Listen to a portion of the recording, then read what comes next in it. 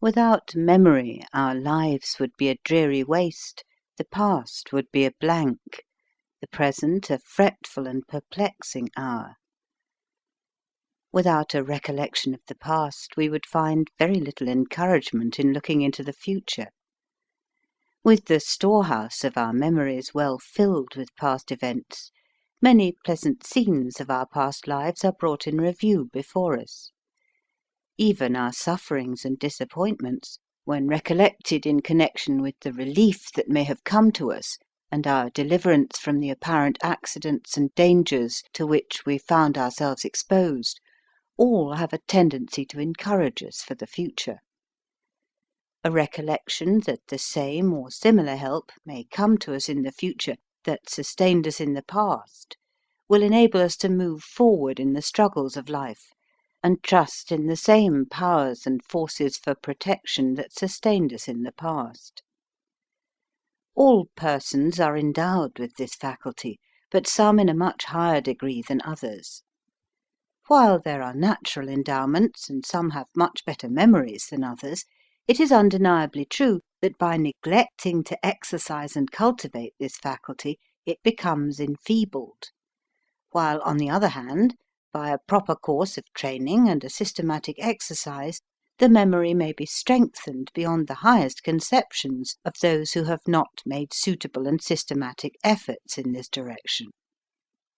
The reason why many persons in advanced years complain of a feeble memory is an inattention to the common concerns of life, and a want of effort to treasure up the ordinary occurrences. The idea of many that because they have lived a certain number of years, and arrived at an age where the mental faculties generally become enfeebled, has caused many to feel prematurely old, and a general loss of bodily and mental vigour follows a determination that it must be so, because it is the natural order of things. Many live and finally go down to their graves without being aware of the wonderful undeveloped powers they possessed, which, if they had been properly cultivated, would have contributed much to the support of the physical organism. There is such an intimate connection between the body and the mind that the lack of a proper treatment of the one will unfavourably affect the other. We have gymnastics for physical culture, and find from experience and observation that much is gained by a proper exercise in muscular development. The memory is more susceptible to improvement by proper exercise and training than the body. It is that which possesses the body and is destined to survive its final dissolution and decay. The dweller in the house is of more importance than the house. So the mind of man, of which memory is a part, is of more importance than the body in which it dwells. We talk of a mind well stored with knowledge, but we must not forget that memory is the storekeeper, and not only holds the key to the storehouse, but arranges all the shelves and drawers and the different compartments for storing away the treasure accumulated by mental efforts. The mind selects and brings in the treasures, sometimes secures them by hardest toil and perilous efforts. The memory takes the treasures and stores them away on different and appropriate shelves, or in different drawers, and so marks them and the place where they are deposited, that they can be looked at any time when they are wanted. What advantage would we have in the accumulation of wealth in silver and gold and diamonds and other precious things that make men rich, if we brought them home and handed them over to our steward or servant for safe keeping, and he put them where they never could be found? Suppose a man had millions on millions of treasures hidden in this way that he nor no one else could ever find. What advantage would they be to him? None. He might say, I have lost them because I have not provided a proper place to store them away. I had no systematic arrangement in my treasure house, and now they are forever beyond my reach. In this way, from a want of a properly arranged house to store away the treasures of the mind, thousands of precious gems have been lost. We may deeply regret the loss, but this will not return to us the lost treasures. The only safe and proper way is to guard against these losses in the future. Why have safes with various compartments been invented, with bars and bolts and locks, but to protect our goods from the hands of the thief and the robber, and also with a view to have them at our command at a moment's notice for our use? The thief of time is watching us every hour to snatch away the accumulations for our mental toil. Much has been taken from us and laid in the grave of oblivion, but there are still vast outlying fields where we can gather more, and there are means provided to keep our gathered treasures securely. But someone advanced in years may say, "I am too old to commence building a storehouse to treasure up my mental wares." You need not build a new house. The old one is good enough if you will only go to work and make some repairs. And when you begin this repairing process, you will be surprised to find how easy the task will be. The sweeping out of a few dark corners of the old building will soon throw light over other parts. The opening of a few windows will let in the light and make everything cheerful about the old homestead, where the higher nature has long dwelt in gloom and sadness because the house was so much out of repair. How sad it is to think that thousands of persons, when they arrive at the age of 45 or 50 years, think that their time of improvement is past, and under this impression they neglect mental culture, and with this neglect the body soon becomes like a house uncared for. We build the house we live in, that is, our inner and higher nature to such an extent controls organic matter so as to build up and nourish those parts most suited for mental activity, where no other abnormal or disturbing agencies interfere. This is especially true in reference to the growth and development of the brain, which is the seat of mental power.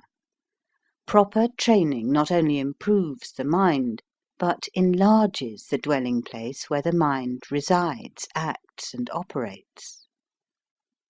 The bright, expressive, and speaking eye, the elevated forehead, the intelligent features, all indicate an intelligent working power or force superintending the material organization. This working force in the intellectual realm is under the control of the human will. If we determine that the mind shall lie dormant, and the memory shall become feeble and inactive from a want of proper exercise, the inevitable results will follow.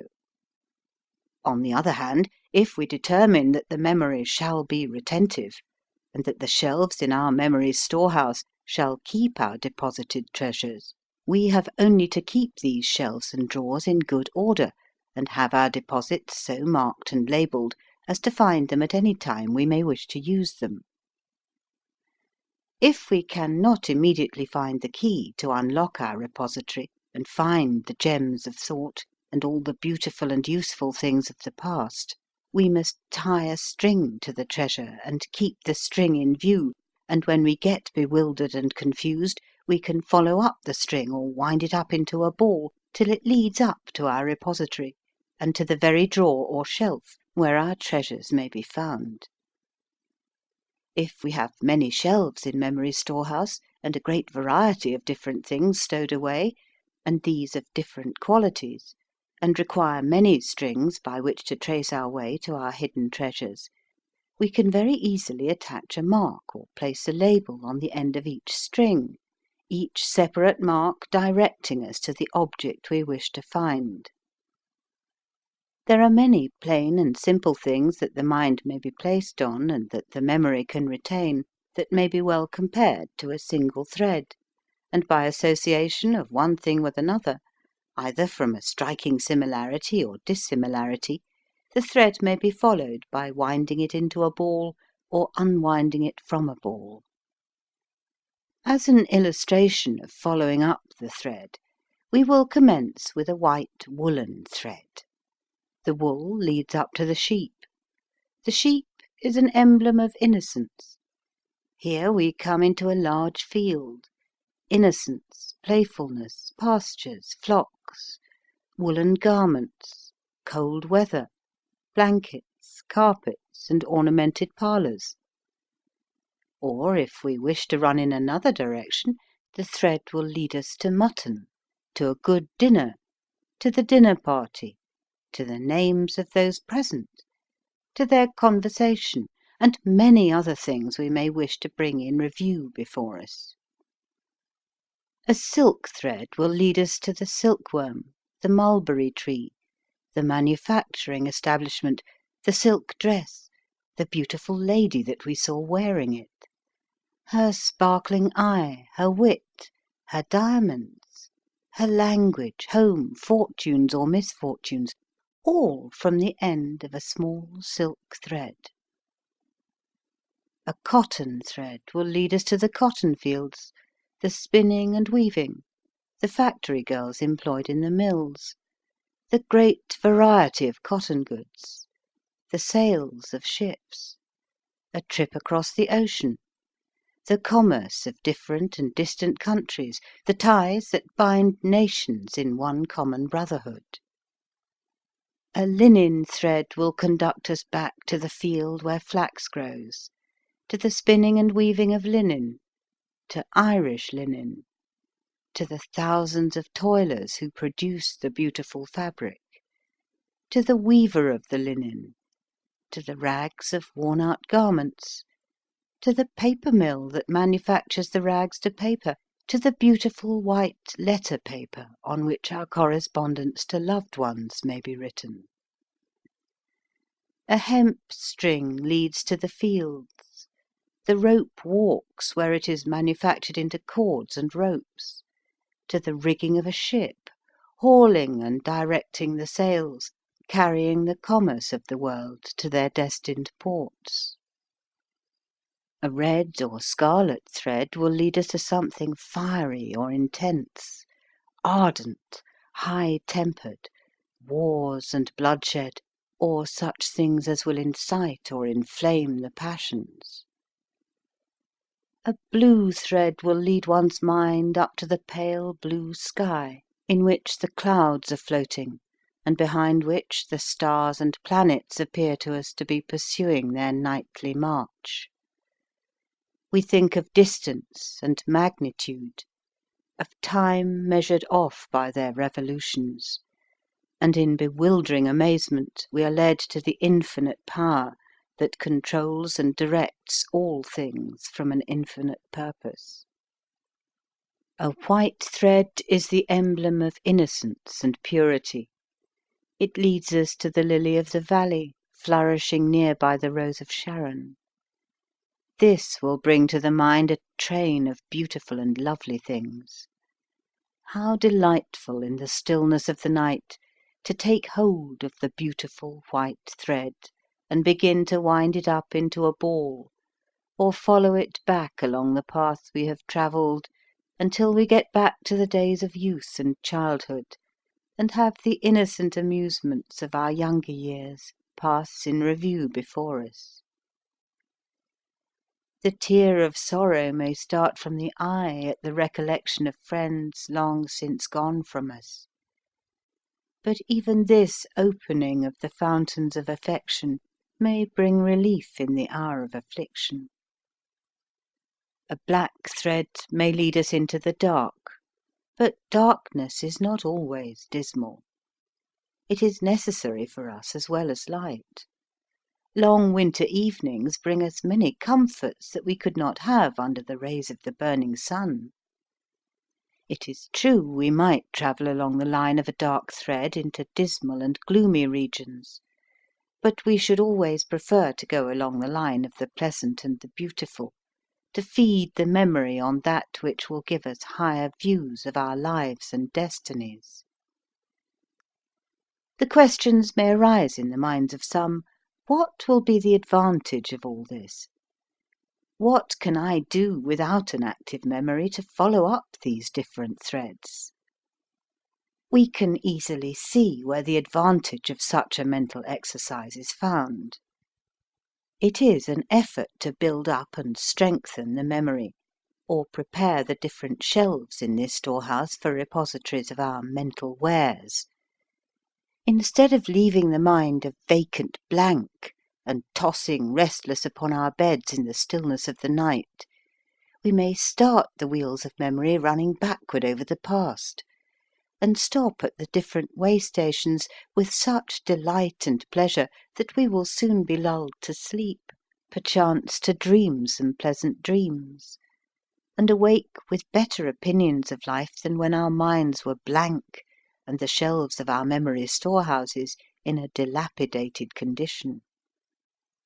Now we would advise anyone in lonely hours to take hold of the end of a string, one of those we have referred to, the white, for instance, and start back in a contemplative mood, and stop to linger a while around every point of innocence, beauty, and purity.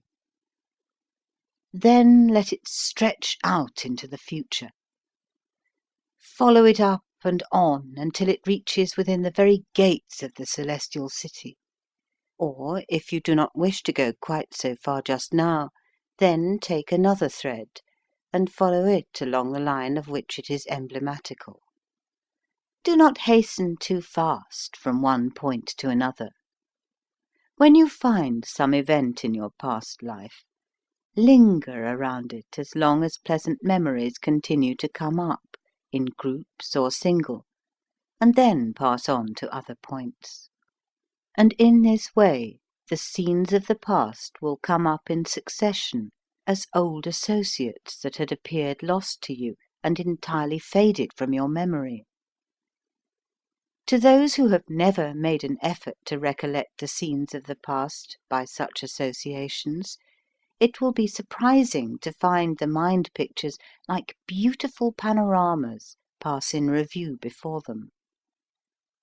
The memory is like the blacksmith's arm, which has grown strong from using it. There is no faculty of the human mind so susceptible of improvement as the memory, and none so much neglected.